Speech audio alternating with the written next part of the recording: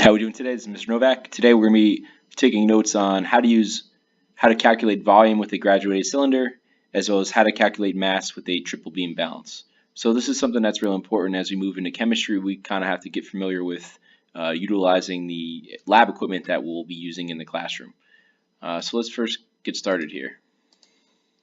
Okay, so our first thing is measuring mass with a balance. Mass is the amount of matter in an object. Scientists often measure mass with a balance. A type of balance called a triple beam balance is pictured in the figure below. To use this type of balance, follow these steps.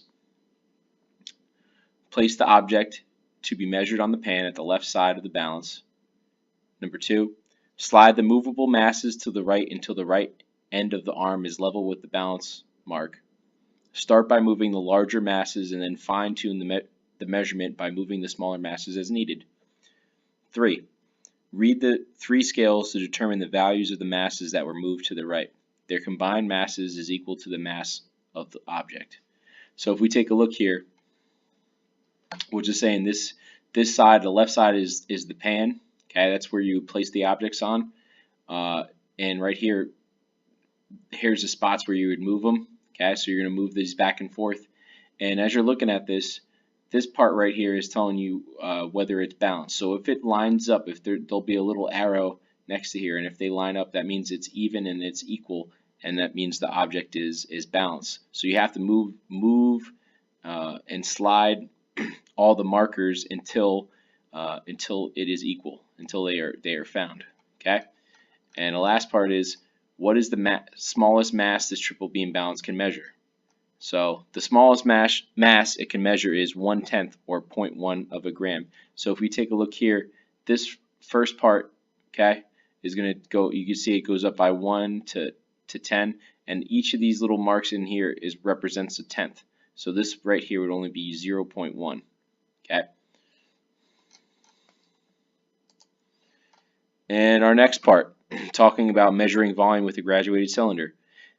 At home, you might measure the volume of a liquid with a measuring cup. In science, the volume of a liquid might be measured with a graduated cylinder, like the one sketched below. The cylinder in the picture has a scale in milliliters with a maximum volume of 100 milliliters. Follow these steps when using a graduated cylinder to measure the volume of a liquid. Number 1, place the cylinder on a level surface before adding the liquid. 2, after adding the liquid, move so your eyes are at the same level as the top of the liquid in the cylinder. 3, read the mark on the glass that is at the lowest part of the curved surface of liquid. This is called the meniscus. Okay, so if we take a look here, when we're measuring the volume,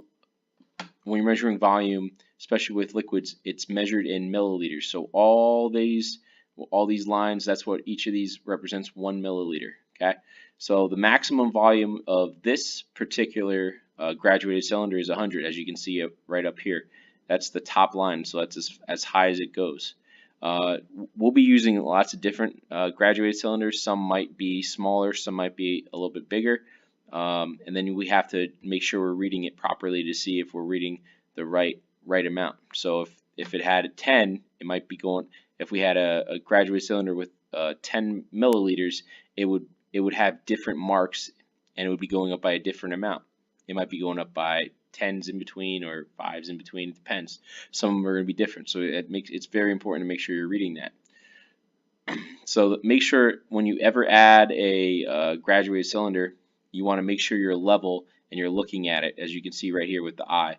You want to make sure you're looking at it on a level playing field, because if I'm looking up here, right, if I'm looking from this perspective, I'm going to see that it looks different. Or if I'm looking down here, I'm going to see that it looks different. I want to make sure I'm on the same level as whatever the liquid is at, so that I can determine what the amount is. And when you're reading this, you'll see that there's this part that's called the meniscus, which is kind of that curved part.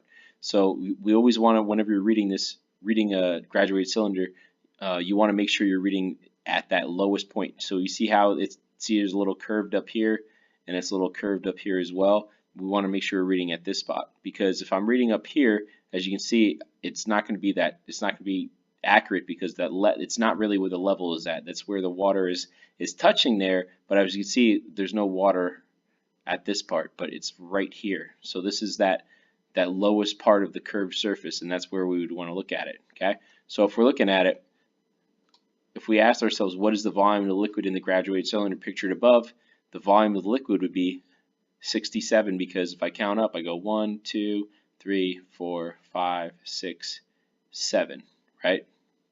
And as I can see that there's 9 lines in between here, between each thing, so I know each of these is counting as 1 milliliter of water. Again, same thing, just make sure it's going by the same amount in order, whatever amount it is, to make sure that's what you're counting by. Okay, that's really it. This is Mr. Novak signing off. Have a great day.